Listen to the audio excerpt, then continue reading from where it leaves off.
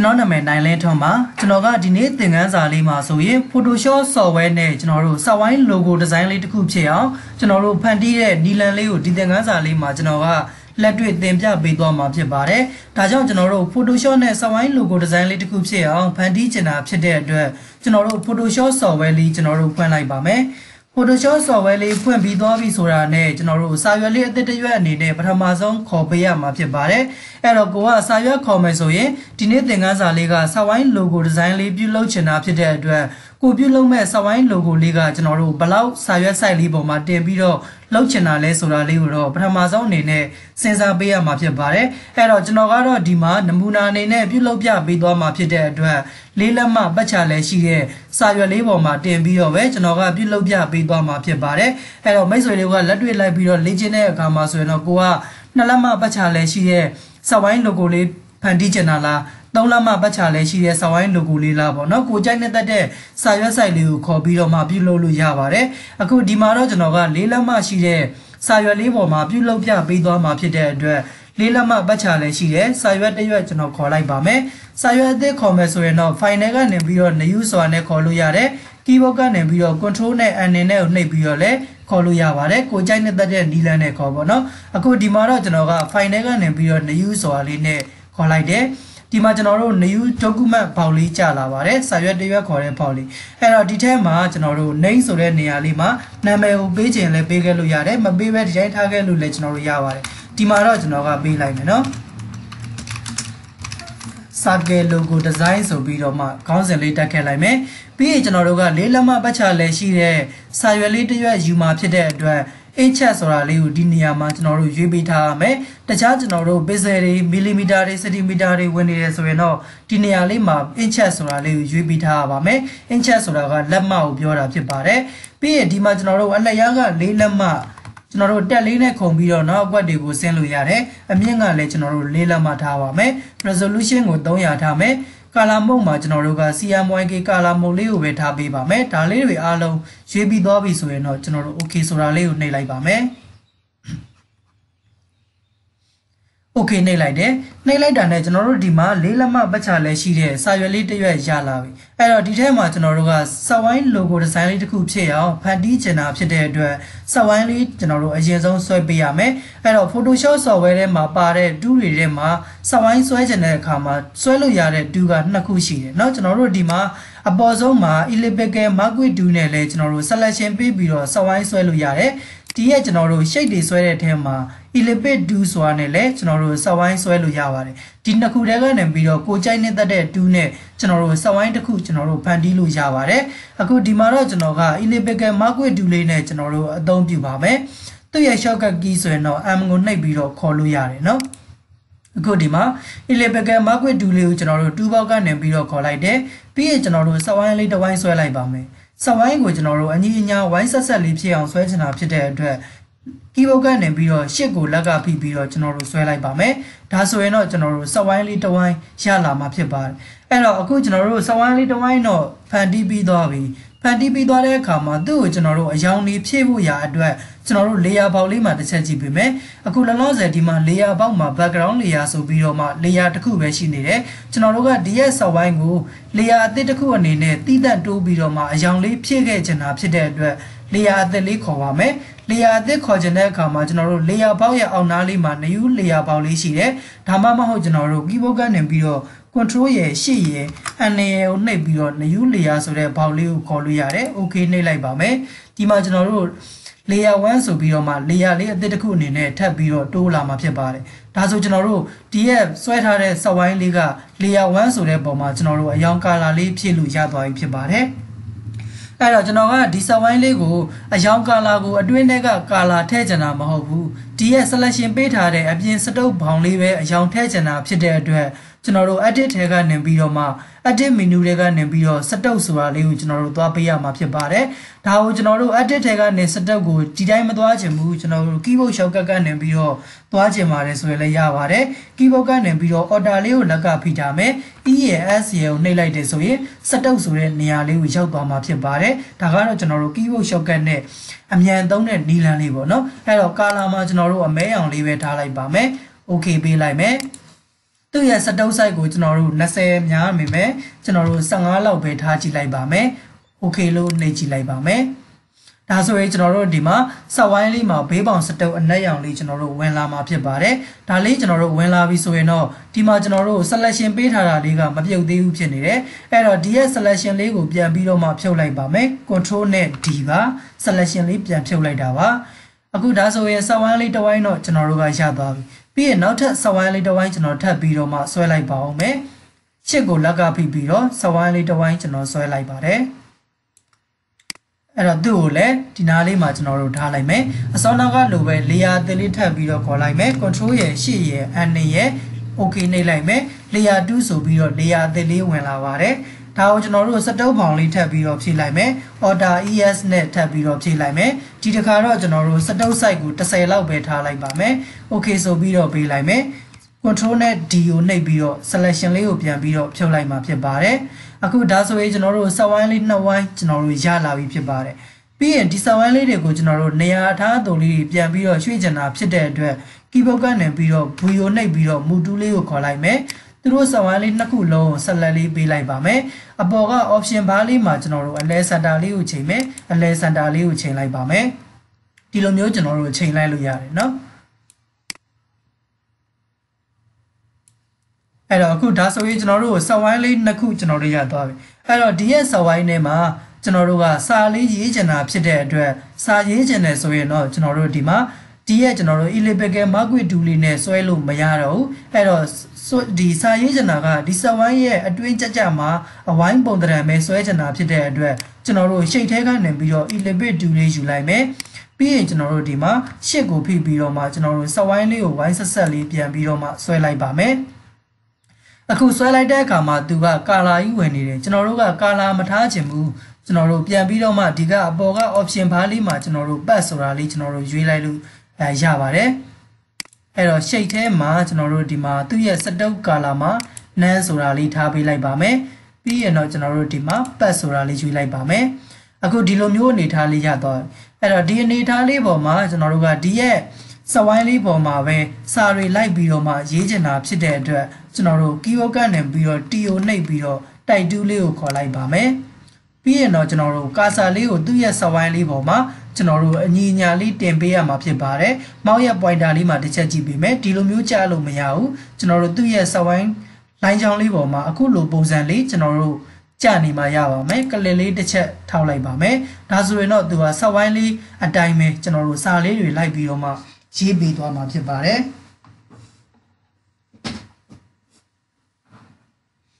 အဲ့တော့အခုဒီမှာကျွန်တော်တို့ဒီကာဆာလေးချထားတယ်ကိုရေးချင်တဲ့စာလေးတွေရေးပါမယ်စာရေးဖို့ရာအတွက်ဖောင်းကကုလောလောဆယ် W02 မြန်မာဖောင်းကြီးဝင်နေတယ်ကျွန်တော်တို့ကအင်္ဂလိပ်အခရာရေးချင်တာဖြစ်တဲ့အတွက်ဖောင်းပြောင်းတဲ့နေရာလေးမှာကာဆာချမယ်တိုင်းနီရိုမန်ဖောင်းလေးနဲ့ပဲကျွန်တော်ရေးလိုက်ပါမယ်ဒါကြောင့် TIMB တိုင်းလို့ရိုက်လိုက်တယ် Enter လေးခေါက်လိုက်ပါတယ်ပြီးရင်တော့ကျွန်တော်တို့ကိုရေးချင်တဲ့စာလေးတွေကျွန်တော်တို့ရေးလို့ရပါပြီ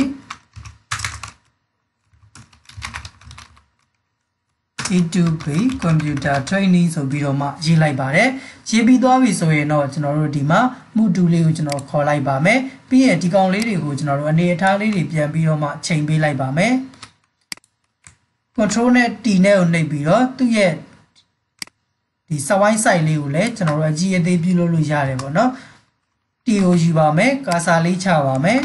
control နဲ့ select all ပေးပြီးတော့မှသူ့ရဲ့ font size လေးကိုကျွန်တော်တို့ကြီးလိုက်ပါမယ်font size ကိုကြီးချင်တယ်ဆိုရင်တော့ control ရဲ့ရှေ့ရဲ့ greater than ရဲ့နှိပ်ပြီးတော့မှစလုံး font size ကိုကျွန်တော်တို့ကြီးလို့ရပါတယ် control နဲ့ရှေ့နဲ့ greater than ကတော့ကျွန်တော်တို့ဒါ keyboard shortcut နဲ့အမြန်လုပ်ပြပေးတာဖြစ်ပါတယ်တကယ်လို့ control ရှေ့ greater than မလုပ်တတ်ဘူးဆိုရင်တော့ဒီနေရာလေးမှာကျွန်တော်တို့ဒီ font size ကိုအပြောင်းလဲလုပ်လို့ရပါတယ်မောက်ရဲ့ pointer လေးနဲ့ကျွန်တော်တို့မောက်ဘိန်းလုံးလေးနဲ့လှည့်လိုက်တယ်เนาะကျွန်တော်တို့ဒီမှာအပေါ်လှည့်ကြီးသွားမယ်အောက်ကိုလှည့်ရင်ကျွန်တော်တို့သိသွားမှာဖြစ်ပါတယ်ကိုကြိုက်နေတဲ့အရွယ်အစားကိုရသွားပြီဆိုရင်တော့ကျွန်တော်တို့ enter လေးခေါက်လိုက်ပါမယ်ခုဒါဆိုရင်ဒီပုံစံတိုင်းလေးကျွန်တော်တို့ရသွားပြီစလုံးဘိုးလေးထည့်လိုက်ပါမယ် regular ဆိုတဲ့နေရာမှာဘိုးဆိုတာလေးထားလိုက်ပါမယ် enter လေးခေါက်လိုက်ပါမယ်V ကိုနှိပ်ပြီးတော့ကျွန်တော်တို့ဒီမှာသူ့ရဲ့စာဝိုင်းလေးကိုနည်းနည်းလေးပြန်သေးလိုက်မယ် control ရဲ့ T ကိုနှိပ်ပြီးတော့မှရှစ်နဲ့ order လေးနဲ့ကိုလက်ကဖိပြီးတော့မှဒါလေးကိုနည်းနည်းလေးသေးလိုက်ပါမယ်ပြီးရင်အခုဒီကောင်တွေကကျွန်တော်တို့ဟိုဘက်နဲ့ဒီဘက်ကိုအောက်ခြေမှာမညီဘူးဖြစ်နေတယ်ကျွန်တော်တို့ပေတံခိုင်လန်းလေးဆွဲပြီးတော့မှအညီအညာလေးချိန်လိုက်ပါမယ်အခုဒီလောက်အနေထားလေးဆိုရင်ကျွန်တော်တို့ညီသွားပြီပေါ့နော်အန်တာလေးခေါ်လိုက်ပါမယ်အခုဒါဆိုရင်ကျွန်တော်တို့စဝိုင်း logo ထဲမှာကျွန်တော်တို့ကိုထဲချင်တဲ့စာလေးတော့ထည့်ပြီးသွားပြီအဲ့တော့ဒီဘက်အောက်မှာလည်းကျွန်တော်ထပ်ပြီးတော့မှစာလေးနောက်ထပ်တစ်ခုထပ်ပြီးတော့ထည့်လိုက်ပါမယ်အဲ့တော့စာထည့်ဖို့ရာအတွက်အစောနာကလိုပဲ2 ဘောက်ကနေပြီးတော့ ellipse 2လေးကျွန်တော်တို့ခေါ်လို့ရတယ် ellipse 2ကို keyboard shortcut နဲ့ခေါ်ချင်တယ်ဆိုရင်တော့ U ကိုနှိပ်ပြီးတော့ခေါ်လို့ရပါတယ်အဲ့တော့ဒီမှာကျွန်တော်ခေါ်လိုက်တယ်ပြီးရင်စဝိုင်းလေးတစ်ဝိုင်းထပ်ပြီးတော့ဆွဲလိုက်ပါတယ်ရှစ်ကိုဖိပြီးတော့ဆွဲလိုက်ပါမယ်တကယ်လို့ဒါလေးကိုကျွန်တော်တို့ကဒီစဝိုင်းလေးတစ်ဝိုင်းနောက်ထပ်ပြီးတော့မဆွဲချင်ဘူးဆိုရင်လည်းလက်ရှိဆွဲပြီးသားဖြစ်တဲ့ဒီရဲ့ E2B computer training ဆိုပြီးတော့ရေးထားတဲ့စာလေးကိုပဲ copy ကူးပြီးတော့ထပ်ရေးလို့လည်းရတယ်เนาะအခုအဲ့လိုမျိုးရေးပြလို့ဆိုရင်ရှုပ်နေမှာဆိုတဲ့အတွက်ကျွန်တော်ကဒီမှာနောက်ထပ်စဝိုင်းလေးတစ်ဝိုင်းအနေနဲ့တိတက်ထပ်ပြီးတော့မှဆွဲလိုက်တယ်ပြီးမှသူ့ပေါ်မှာကျွန်တော်တို့စာရေးရေးချင်တာဖြစ်တဲ့အတွက် keyboard ကနေ T ကိုနှိပ်ပြီးတော့တိုက်တူးလေးကိုခေါ်လိုက်ပါတယ်ပြီးရင်တော့ကျွန်တော်တို့ဒီမှာကာစာလေးချလိုက်မယ်ကိုရေးချင်တဲ့စာလေးတွေထပ်ပြီးတော့မှရေးလိုက်ပါမယ်မန္တလေးဆိုပြီးတော့မှရေးလိုက်မယ်ပေါ့နော်အခုဒီရဲ့မန္တလေးဆိုတဲ့စာသားလေးကကျွန်တော်တို့ကအပေါ်ကနေပြီးတော့သူက white ပြီးတော့ဆင်းနေတယ်ကျွန်တော်တို့ကမဟုတ်ဘူးဒီရဲ့အောက်ခြေကနေပြီးတော့ကျွန်တော်တို့ပြန်ပြီးတော့မှအတဲလေး white ချင်တာဖြစ်တဲ့အတွက်ကျွန်တော်တို့ဒီမှာသူ့ရဲ့ဒီ pointer အမှတ်လေးတွေရှိတယ်เนาะကျွန်တော်တို့ဒီမှာ pointer အမှတ်လေးကနေပြီးတော့မှကျွန်တော်တို့အောက်ကိုဖိပြီးတော့ဆွဲပေးရမယ်အောက်ကိုဖိပြီးတော့ဆွဲတဲ့အခါမှာဆိုရင်လည်းကျွန်တော်တို့ဒီရဲ့2ထဲမှာ pad 2ဆိုတာလေးရှိပါတယ်pad selection 2ဆိုတာလေးရှိတယ်ဒါလေးကိုယူပြီးတော့မှကျွန်တော်တို့ဒီမှာအောက်ကိုဆွဲပြီးတော့မှချလိုက်မှာဖြစ်ပါတယ်အခုလိုမျိုးလေးချလိုက်မှာစာကအပေါ်ကနေပြီးတော့ white တာမဟုတ်ဘဲနဲ့အောက်ဘက်ကနေပြီးတော့ပြန် white တဲ့ပုံစံမျိုးလေးဖြစ်သွားမှာဖြစ်ပါတယ်အခုလိုမျိုးဒီပြောင်းပြန်လှန်တဲ့ပုံစံမျိုးလေးဖြစ်သွားပြီဆိုရင်တော့ keyboard ကနေပြီးတော့ control ရဲ့ T ရဲ့ကိုနှိပ်ပြီးတော့ကျွန်တော်တို့ဒီမှာအလဲစင်တာလေးကိုစဝိုင်းလေးကိုချိန်လိုက်မယ်စဝိုင်းလေးကိုလဲစင်တာချိန်လိုက်ပါမယ်ပြီးရင်တော့ကျွန်တော်တို့ down လေးကနေပြီးတော့ရှစ်ကိုလက်ကဖိပြီးတော့ကျွန်တော်တို့လှည့်လိုက်ပါမယ်အန်တာလေးခောက်ကြည့်လိုက်မယ်ဒီလိုမျိုးပုံစံလေးဖြစ်သွားမှာပေါ့နော်အခုလိုပုံစံဖြစ်သွားပြီဆိုရင်တော့ကျွန်တော်တို့မညီနေသေးဘူး control နဲ့ T နဲ့ကိုနှိပ်ပြီးတော့ဘေး down လေးကနေပြီးတော့နည်းနည်းလေးထပ်ပြီးတော့မှသူတို့တွေရဲ့ရွယ်စားလေးကိုပြန်ပြီးတော့ချိန်ပေးမယ်ဒီလောက်အနေထားပေါ့နော်ကျွန်တော်တို့ဒါသူနဲ့အပေါ်ကစာလေးတွေနဲ့အောက်ကစာနဲ့ကျွန်တော်တို့ညီတဲ့အနေထားလောက်လေးထိကျွန်တော်တို့ချိန်ပေးလိုက်မှာဖြစ်ပါတယ်နည်းနည်းလေးထပ်ပြီးတော့ကြည့်လိုက်ပါမယ်ဒီလောက်ဆိုရပြီနော်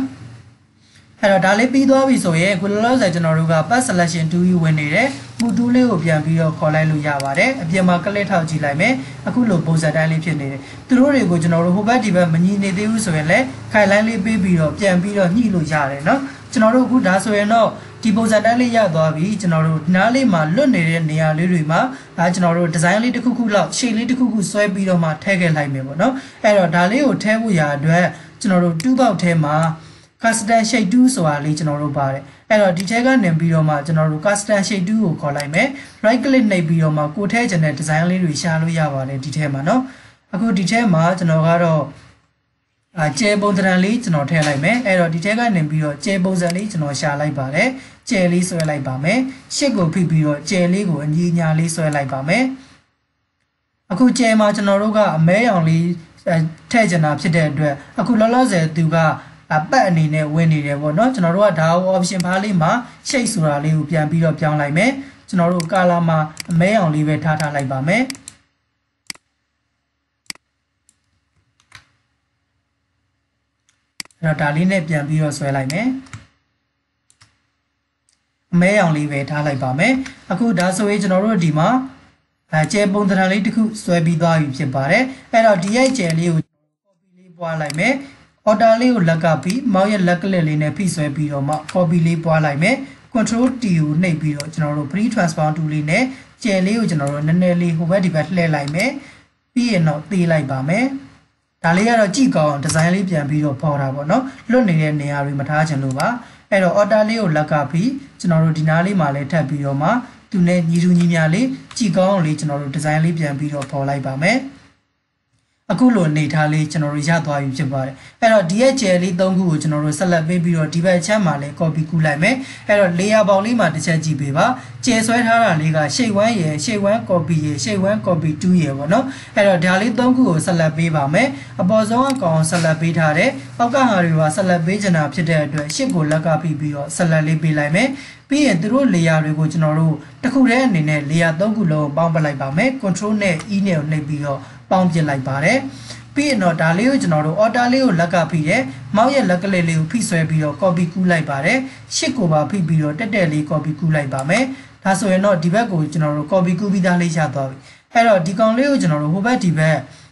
နေရာချင်းလေးကျွန်တော်တို့ဟိုဘက်ဒီဘက်လှည့်လိုက်ချင်တာဖြစ်တဲ့အတွက် keyboard shortcut နဲ့ပဲအလွယ်တကူပြောပြပေးပါမယ် order EA8 ဆိုရင်တော့ကျွန်တော်တို့ဒီမှာဒါလေးကဟိုဘက်ဒီဘက် horizontal align ကျွန်တော်တို့လှည့်သွားမှာဖြစ်ပါတယ်အဲ့တော့ဒီလောက်အနေထားလေးထားလိုက်မယ်သူတို့တွေကကျွန်တော်တို့အခုပုံစံတန်းလေးနည်းနည်းလေးကြည့်ကောင်းတဲ့ပုံစံဆိုတော့ထားလိုက်ပေါ့နော်ဒီမှာတော့နည်းနည်းလေးကြီးနေတယ်လို့ခံစားရတယ်သေးချင်တယ်ဆိုရင် control T ကိုနှိပ်ပြီးတော့ထပ်ပြီးတော့သေးလို့ရပါတယ်အခုဒီမှာတော့ကျွန်တော်ကနမူနာပြုလုပ်ပြပေးသွားတာဖြစ်တဲ့အတွက်ဒီပုံစံတန်းလေးပဲထားလိုက်တော့မယ်နော်အခုဒီထဲမှာပြီးရင်နောက်ထပ်ဒီရဲ့စဝိုင်းလေကောင်မှာနောက်ထပ်စာလေးတွေထပ်ပြီးတော့ရေးချင်တယ်ဆိုရင်လည်းကိုရေးချင်တဲ့စာလေးတွေထပ်ပြီးတော့မှကျွန်တော်တို့ရေးလို့ရပါတယ်အဲ့တော့ကိုကြိုက်တဲ့စာလေးတွေကျွန်တော်တို့ရေးပေါ့နော်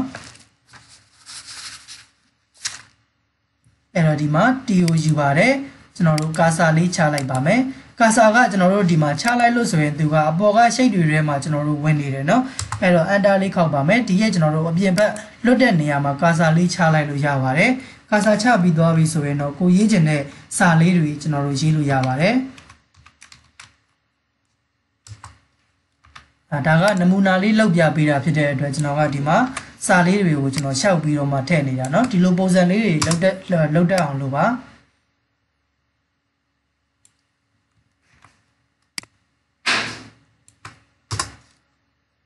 တီယိုယူပါမယ်နောက်ထပ်စာလေးတွေကျွန်တော်ရေးလိုက်မယ်2020အဲ့တော့ဖောင်စလုံးတွေကလည်းကိုကြိုက်တဲ့ဖောင်စလုံးဒီဇိုင်းတွေဒီကြိုက်တယ်လို့ပြောင်းလို့ရတယ်เนาะ